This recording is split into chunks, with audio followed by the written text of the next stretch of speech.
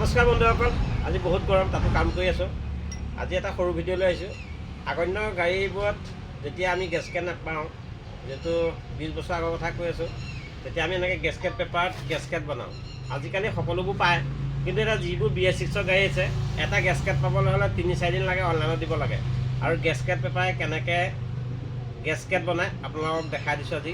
যিসকল নতুন নতুন মেকানিকে হয়তো এইটো অভিজ্ঞতা নাথাকিব পাৰে, যিসকলে নাই এই ভিডিঅ'টো চাব আৰু নিজে গেছকেট বনাই ল'ব পাৰিব। এইটো দেখিছে, আমি এনেকৈ এখন ফালি লৈছোঁ, ইয়াত ভৰাই ল'ব, ধুনীয়াকৈ ভৰাই ল'ব।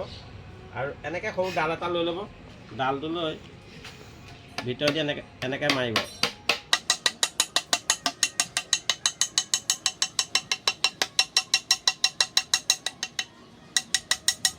সেইটো মাজৰ ফুটাটো বনাই ল'লোঁ, তাৰপৰা ছাইডৰ ফুটাটো বনাবলৈ ধুনীয়াকৈ হাতে ধৰি ল'ব এনেকৈ।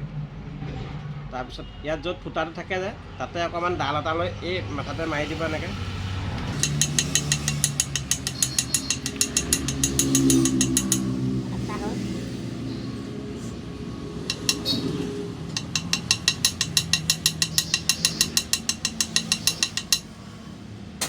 ফুটা হৈ গ'ল, এতিয়া আমি ছাইডটো কেনেকৈ মাৰিম চাব।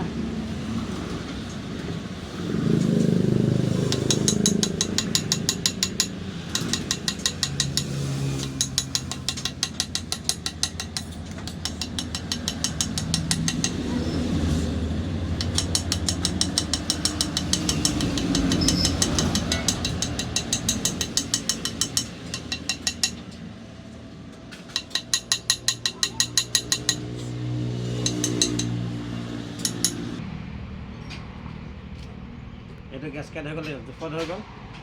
যিহেতু এই ভিডিঅ'টো এইটো কাৰণে বনাইছোঁ, আজিকালি BS6 যিবোৰ গাড়ী ওলাইছে, গেছকেট এটা পাবলৈ বহুত কষ্ট আৰু এঠা দিলেও নৰয়। সেইটো কাৰণে আমি এনেকৈ গেছকেট বনাই ল'বলগীয়া হৈছে পেপাৰ দি পেলাই, বুজিছে বনাওঁ। এতিয়া আমি ইয়াত ধুনীয়াকৈ লগাই দিম। আৰু কোনোবাই যদি ভিডিঅ'টো চাই ভাল পাইছে, এইটো গুৰুত্বপূৰ্ণ ভিডিঅ', যিহেতু সৰু হ'লেও গুৰুত্বপূৰ্ণ। আৰু কেনে পালে জনাব নাপাৰিব। ধন্যবাদ।